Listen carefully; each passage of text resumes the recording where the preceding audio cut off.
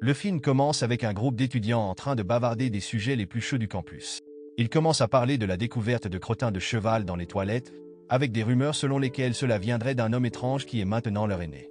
Cet homme s'appelle Atuo, et son style est extrêmement inhabituel, car il porte toujours des maillots de bain pour femmes, des patins à roulettes, et tient un gros chou dans sa main, tout en arborant un visage joyeux avec des fossettes. De plus, Atuo est également connu pour avoir récemment eu le cœur brisé, car sa petite amie serait devenue lesbienne. Tous ceux qui entendent cette histoire sont horrifiés, surtout Lee Si-ying, une étudiante de première année, douce et simplement vêtue. Au début de son semestre, Lee Si-ying rejoint un club d'écrivains et se voit confier la tâche d'écrire son propre roman. Comme elle est encore débutante, ses aînés lui demandent de nettoyer la pièce et de jeter de vieux carnets. Cependant, en raison de leur poids, les livres tombent et leur contenu se renverse. À ce moment-là, Lee Si-ying trouve un vieux livre contenant des recettes de café. Par curiosité, elle décide de ne pas jeter le livre. Tandis qu'elle est absorbée par sa lecture, soudain, un bus venant en sens inverse s'approche dangereusement d'elle. Heureusement, le bus s'arrête brusquement et elle est sauvée. Quand Lee Si-ying ouvre les yeux, elle voit un bel homme lui tendre la main, ce qui éveille sa curiosité. Elle décide alors de le suivre. Peu de temps après, l'homme se dirige vers un petit café appelé Café Waiting Love. Lorsque l'homme entre, il est accueilli par une barista nommée Abuzi, une fille cool aux cheveux courts et au calme impressionnant. Abuzi est experte dans la préparation du café et peut même satisfaire les commandes les plus étranges des clients, exactement comme il le demande. Lorsque Lee Si-ying approche la barista pour commander un café, elle est prise pour quelqu'un cherchant à postuler pour un emploi. Curieuse à propos de l'homme en blanc, elle accepte l'offre. Au même moment, un groupe d'hommes arrive, dont Atuo. Tous sont choqués de découvrir que la barista est Abuzi, qui était l'ex-petite amie d'Atuo. Malheureusement, les amis d'Atuo ne montrent aucune compassion. Au contraire, ils empirent la situation en se moquant de la triste histoire d'amour d'Atuo. Ce dernier reste silencieux, ce qui rend Lee Si-ying furieuse contre ses amis, pensant que se moquer ainsi de leur propre ami était exagéré. Elle éprouve aussi de la peine pour Atuo, croyant que son style vestimentaire excentrique reflète une vie très troublée. En voyant la gentillesse de Lee Si-ying qui défend Atuo, le propriétaire du café l'engage immédiatement. La patronne du café a toujours l'air triste, le regard vide, car sa routine quotidienne se résume à rester assise près de la fenêtre en silence. Ce soir-là, Lee Si-ying retourne à son dortoir et se confie à sa colocataire. À sa grande surprise, sa colocataire est tout aussi étrange, car elle pratique le kung-fu de la tête de fer et garde des briques dans son placard pour s'entraîner en se les brisant sur la tête. Le lendemain, au café, Lee Si-ying suit toujours l'homme en blanc, qui est très beau et semble toujours sourire. Cependant, en le suivant, elle tombe accidentellement sur Atuo. À ce moment-là, Atuo se sent redevable envers elle pour l'avoir défendue contre ses amis et l'inviter donc à voir un film, ce que Lee Si-ying accepte à contre-cœur. Ce soir-là, la colocataire de Lee Si-ying lui explique que si Atuo s'habille de façon si étrange, c'est parce qu'il a perdu un pari. Apparemment, Atuo est un aîné dans le cours de kung-fu de la tête de fer et ses compétences sont très fortes, mais un jour, il a perdu un pari de natation et a dû porter un maillot de bain pour femme pendant 1 an. La raison pour laquelle il porte un chou est parce qu'il a perdu un autre pari lié à la durée la plus longue passée à uriner. Cela rend Lee Si-ying encore plus rebuté par Atuo. Le lendemain matin, à la bibliothèque du campus, Lee Si-ying rencontre par hasard à nouveau l'homme mystérieux. Elle le suit en secret, mais Atuo apparaît soudainement et la surprend. Atuo veut savoir pourquoi Lee Si-ying suit toujours cet homme. Cependant, Lee Si-ying refuse d'admettre qu'elle aime en réalité cet homme mystérieux. Ce jour-là, coïncidence ou non, marque la fin de l'année pendant laquelle Atuo devait porter sa tenue étrange. Pour célébrer cela, Atuo invite Lee Si-ying à voir un film. Malgré son malaise, elle accepte, espérant qu'Atuo ne la dérangera plus. En soirée, Lee Si-ying est emmené dans le cinéma privé du patron d'Atuo. Il s'avère que le patron est un réalisateur et consultant pour des gangsters nommés Bao, qui, malgré son apparence dure, a un cœur tendre. Pendant qu'il regarde le film, Lee Si-ying rit, mais Atuo et Bao pleurent, profondément émus. En plus d'être consultant pour des gangsters, Bao possède aussi un restaurant de fruits de mer. Ce jour-là, Lee Si-ying accompagne Atuo pour livrer des commandes aux gangsters. Cependant, comme ils se disputent, l'un des gangsters demande à Lee Si-ying qui, selon elle, a raison. Contre toute attente, elle leur répond qu'aucun d'eux n'a raison.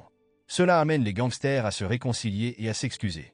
Devenue plus à l'aise en tant qu'amie, sur le chemin du retour, Lee Si-ying avoue qu'elle aime vraiment l'homme mystérieux qui vient toujours au café. Atuo, quant à lui, partage qu'il aimait beaucoup Abuzi, mais que ses sentiments ont disparu quand il a découvert qu'elle était devenue lesbienne. Le lendemain matin, comme d'habitude, Lee Si-ying attend que l'homme mystérieux vienne au café. Mais à la place, une nonne arrive pour demander une boisson gratuite. Ce jour-là, la patronne du café a vraiment envie de boire du café, mais elle a un problème d'estomac qui l'en empêche. En sachant cela, Abuzi essaie de lui préparer une boisson, mais la patronne n'aime pas le goût, car ce n'était pas ce qu'elle voulait.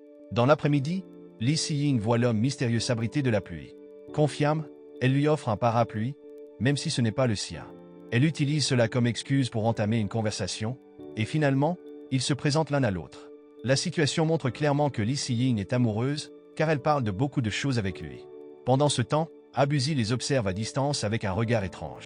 Dans sa vie quotidienne, Lee Si-ying met toutes ses émotions dans le roman qu'elle écrit, et elle le présente également à ses amis de la communauté d'écrivains. En même temps, l'homme mystérieux vient toujours au café où elle travaille et demande un verre d'eau chaude.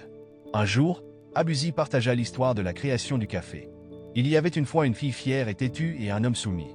Durant leurs années d'école, la fille était souvent espiègle et prenait le déjeuner de l'homme, mais il ne se fâchait jamais. Avec le temps, l'homme commença à avoir des sentiments pour elle. Cependant, la fille fut approchée par un joueur de basket-ball et choisit de sortir avec lui, laissant l'homme le cœur brisé lorsqu'il l'apprit. Le jour de la Saint-Valentin, la fille invita l'homme à l'aider à acheter un cadeau pour le joueur de basket-ball, mais l'homme refusa et avoua honnêtement qu'il l'aimait. Malheureusement, en essayant de protéger la fille, l'homme fut blessé par balle par un criminel, ce qui fit comprendre à la fille qu'il l'aimait vraiment. Heureusement, l'homme survécut, et ensemble, ils fondèrent un café qu'ils nommèrent En attendant l'amour. En plus, l'homme aimait tellement la fille qu'il créa un café spécial pour les personnes avec un estomac fragile, car elle voulait en boire tous les jours. Cependant, juste avant l'ouverture du café, l'homme fut tragiquement renversé par une voiture et mourut devant la boutique. Il s'avéra que la fille était en fait la patronne, et c'est pour cela qu'elle semblait toujours triste et sans enthousiasme pour la vie. Elle passait aussi la majorité de son temps assise près de la fenêtre, attendant quelqu'un qui ne reviendrait jamais. Ce soir-là, Lee Si-ying se souvint du livre qu'elle avait trouvé auparavant, contenant des recettes de café. Elle comprit alors que le livre appartenait au petit ami décédé de sa patronne, et sa colocataire lui suggéra de le rendre. Cependant, Lee Si-ying hésitait car elle avait déjà gribouillé dessus. Le lendemain, en se promenant dans le marché, Lee Si-ying rencontra Atuo, qui s'occupait d'un bassin de poissons thérapeutique. Au milieu de l'agitation du marché, deux étudiants s'approchèrent pour vendre des crayons à $200, prétendant que c'était pour une œuvre caritative. Lee Si-ying intervint et les réprimanda, sachant que leur stratégie de vente n'était qu'une arnaque. Ses amis effrayèrent ensuite les vendeurs de crayons avec des mouvements de kung-fu de la tête de fer, les forçant à fuir. À ce moment-là, Atuo s'approcha et lui enseigna la bonne technique de kung-fu de la tête de fer, ce qui la fit s'évanouir.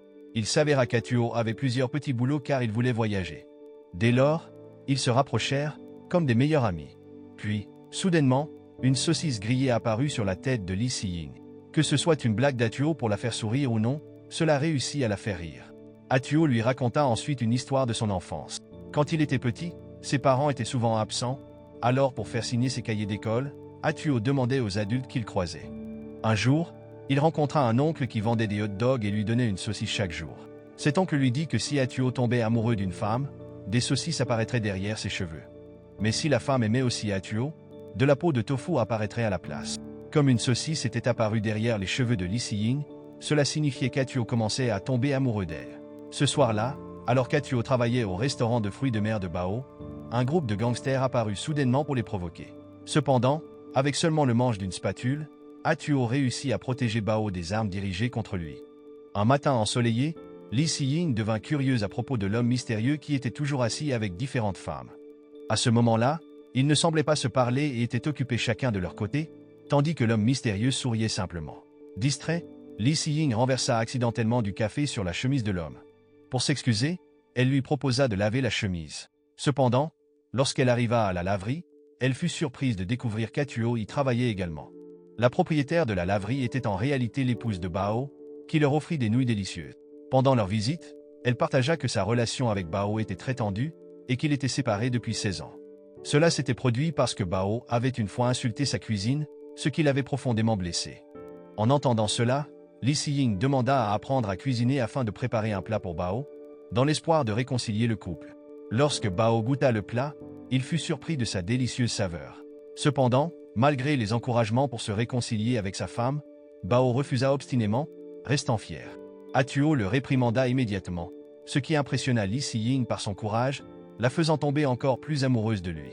Les jours passèrent, et comme d'habitude, Lee Si-ying approcha l'homme mystérieux pour lui demander quel genre de femme il recherchait. Il répondit alors qu'il attendait une femme qui ressemblait à Lee Si-ying. Cependant, leur conversation fut interrompue lorsqu'Abuzi demanda de l'aide pour porter une pile de café. À cause de cela, toute la journée, Lee Si-ying ressentit une grande joie dans son cœur. 2 jours plus tard, Lee Si-ying confia à Ah-tuo que l'homme mystérieux venait de lui avouer ses sentiments. Curieusement, Ah-tuo la soutint, même s'il était évident qu'il avait lui aussi des sentiments pour elle. Au même moment, le téléphone sonna soudainement. C'était Bao qui les informait que les gangsters les recherchaient. En réalisant la gravité de la situation, Ah-tuo et Lee Si-ying tentèrent rapidement de s'enfuir.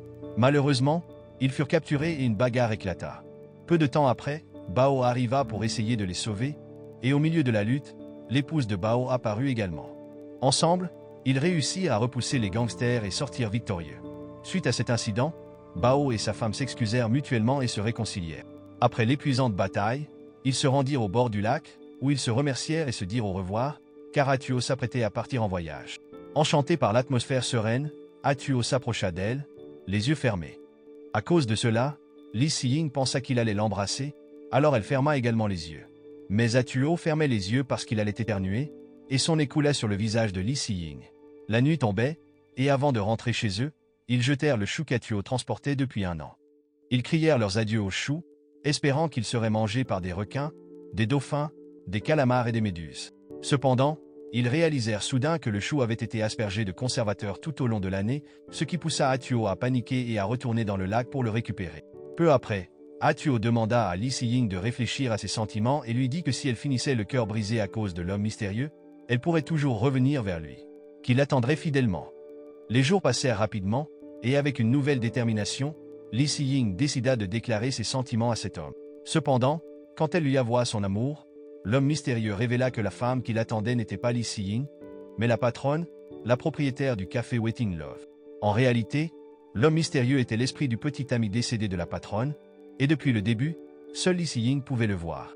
La raison pour laquelle Lee Si-ying pouvait voir l'esprit était qu'elle avait frôlé la mort lorsqu'elle avait été percutée par un bus. Cependant, ce n'était pas l'esprit qui l'avait sauvée de la mort, mais Ah-tuo, qui avait arrêté le bus en pleine vitesse grâce à sa force surhumaine. Cette révélation expliquait aussi pourquoi tant de clients la regardaient étrangement lorsqu'elle semblait parler toute seule. L'esprit voulait que Lee Si-ying transmette un message caché, car il souhaitait que la patronne cesse de pleurer et recommence à vivre. Il expliqua aussi qu'il trouverait enfin la paix et partirait là où il devait être si la patronne arrivait à tourner la page de son deuil. Bouleversée par cette histoire d'amour tragique, Lee Si-ying pleura en l'entendant. Elle se sentit également triste d'avoir ignoré les sentiments d'Ah-tuo, réalisant qu'il avait tant sacrifié pour elle. Les larmes aux yeux, Lee Si-ying rentra chez elle, se souvenant de tous les moments qu'elle avait partagés avec Ah-tuo. Étrangement, tout le monde dans la rue la regardait fixement, jusqu'à ce qu'un bol de tofu apparaisse soudainement au-dessus de sa tête, symbole du fait que Lee Si-ying était tombée amoureuse d'Ah-tuo. En réalisant cela, elle goûta le tofu, et il se révéla délicieux. Peu de temps après, l'esprit réapparut et demanda à Lee Si-ying de préparer une tasse de café pour la patronne, en utilisant une recette écrite dans son carnet. Avec attention, Lee Si-ying étudia chaque détail de la recette et prépara le café pour la patronne, qui fut émerveillée par son goût. De plus, Lee Si-ying découpa un message de l'esprit et l'attacha, transmettant ainsi les mots qu'il voulait dire. En conséquence, la patronne ressentit la présence de son ancien amoureux, ce qui la fit pleurer et décider de tourner la page et de reprendre sa vie en main. Au même moment, l'esprit se sentit soulagé et put enfin partir en paix dans l'au-delà. Maintenant, Lee Si-ying continue de travailler au café en attendant le retour d'Ah-tuo de ses voyages. Les nouvelles concernant Bao sont également bonnes, car sa relation avec sa femme est devenue bien plus harmonieuse. Bao visite parfois le restaurant et donne des conseils aux anciens gangsters. Pendant ce temps, la colocataire de Lee Si-ying a trouvé l'amour dans le club de Kung-fu de la tête de Fei.